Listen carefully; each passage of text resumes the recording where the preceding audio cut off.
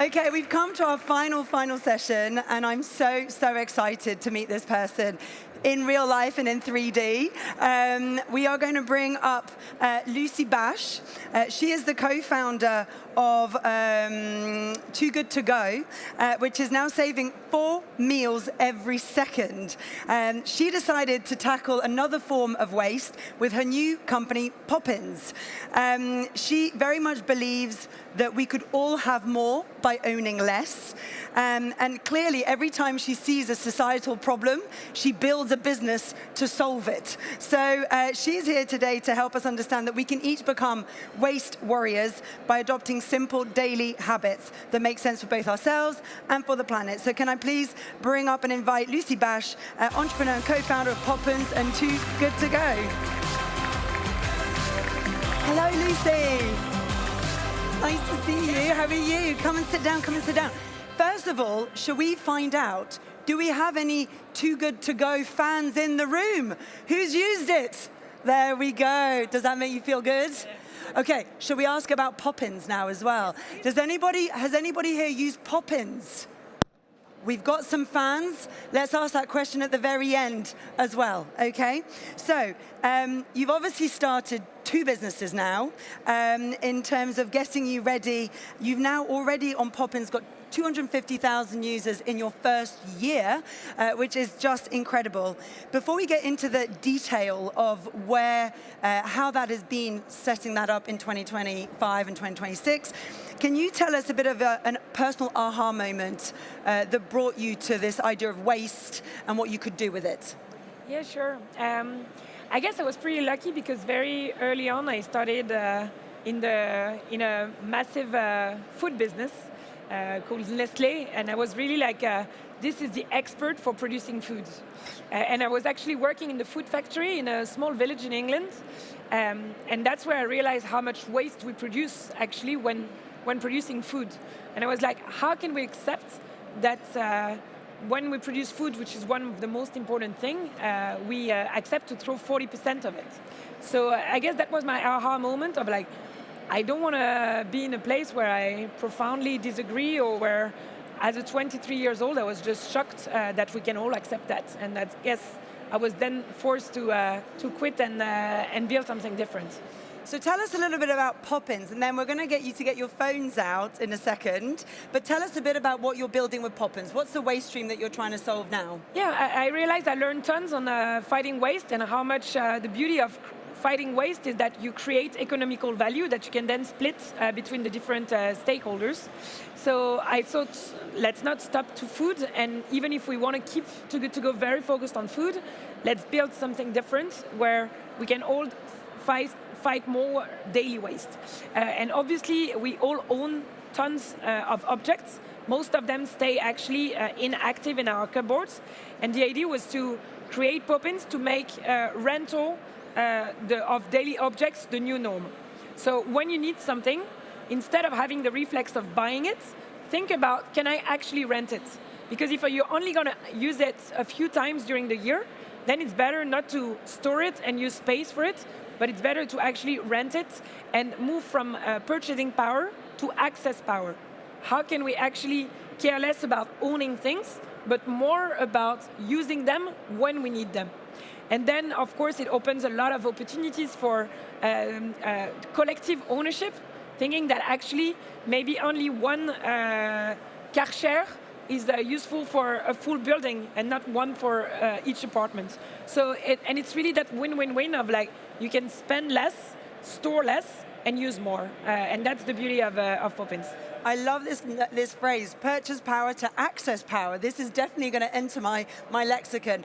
Now, can I ask the team at the back to just this is your last Mentimeter, then you can relax. But I just need you to move to the question. I'm going to ask you to all have a little think.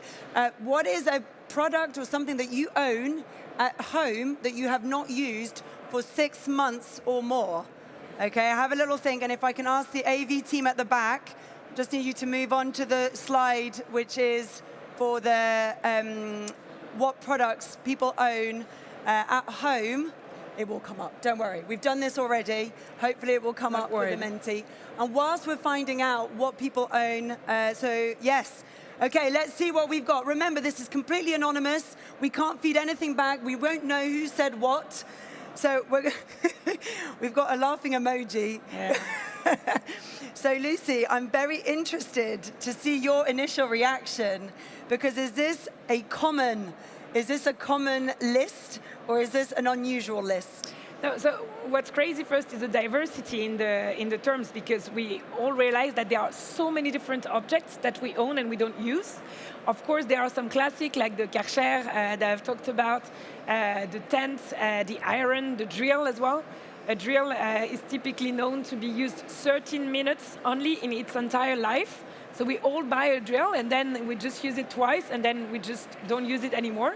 So think about those sad objects, and when you watch Toy Story and you think about like how can we take better care of them and use them more, it's all of those that are very much being overproduced and underused, and that's really what the fight we're on at Poppins. Brilliant. So one of the questions, obviously the world has moved on so much since 2016 when you set up Too Good to Go with your co-founders, and now over the last couple of years setting up Poppins. Can you tell us a bit about what is the same about setting a marketplace up like this and what is different? Yeah, so as I said, both are about fighting waste. And there it's a huge opportunity to build good businesses because you're actually very aligned with creating monetary value for everyone. And so when you move from buying to renting, of course you're spending less money and you have actually, therefore you can access more. So same for Too Good To Go, you actually get access to great food that would have been thrown away for a smaller price. So this idea of like the waste economy just stays relevant in 2016, but also in 2026, because it's very aligned with our capitalistic way of thinking the economy. I would say what has changed is that, so in some way, we're all more used of the access economy. So we're now used to share our flats, we're used to share cars, we used to share a lot of things in our life. But it's true that the daily objects, somehow we just still feel like, owning them. Yeah, it's mine. And I think we've all gone through like 8 years of marketing telling us how great it is to own your own. So it's really a challenge we're taking on at Poppins to be able to deconstruct that habit, to create a new one of like having the reflex of someone, of course, already has it around me. And on Poppins, you don't only find your next door neighbors, you also find the stores in your neighborhoods. So, for example, the rental shop of costumes that we never think about, but that is actually so much better than buying one at Shein, Temu, or Amazon, and that you can give it back afterwards. But also, we're working with supermarkets to build their own rental offer, so that now they also rent the Karcher, the tent, and so you go back into that neighborhood value of like using your local stores and using your neighbors. So that's really the power of Poppins. I would say what has changed pretty much compared to 2016 is that I think when I built my first company, I felt I was going, in the right direction. On the wave. Exactly. Now it feels that we have so much wind in our faces that it doesn't make it easy, both in terms of funding, but also in terms of like what's cool. And I think we have a very important challenge to make renting cool and to make all those new habits very lifestyle and very trendy, because at the end of the day, you need to make it desirable so that people go in this direction. And I think even us who overall we care, if it's not easy and if it's not cool, it's gonna be very hard to make it a new reflex, because you can do it once or twice or 3 times if you're very committed, but afterwards, if it's not easy and something that you're proud to talk about, then you'll stop doing it. We've lost the moment, or that we've lost the momentum if you don't capture them. So we know that we all care. I mean, look at it. We've got standing room only in this particular session. But what do you think is going to take, to break out of this towards this access power? Because you've got the entrepreneurship lever. We've obviously had a municipality, but before us talking about the kind of the policy lever. When you're looking at what's going on now, what do you think are the levers of change, and how are we going to get this bubble to be bigger? Yeah, I think there is a whole point on like thinking about it in an ecosystemic way. So of course, The policies needs to be better for access economy. We need to have great solutions. So at Poppins, we have an obsession is how do we make it convenient? How do we make it cool? But also, how do we make it at the right price as well? Because at the end of the day, we're still all stuck with our purchasing power. So yes, we can talk about access power, but that still means that we all have an economical challenge to feel, and therefore we need to have the right companies building the right initiatives at the right place to make sure that this becomes accessible. And then, of course, it's all about us as consumers. Which kind of habits do we want to take? How can we deconstruct our old bad habits and construct the habits that we're proud about? So it's really that triangle of public, private, and consumers that all need to go into that direction. And the beauty of access economy is that it's probably the easiest one to adopt because it's a win-win-win, both financially, socially, and environmentally. And one of the words that popped up in our word cloud earlier was influence. How do we influence? Now, this is a business focused pro-business solutions event.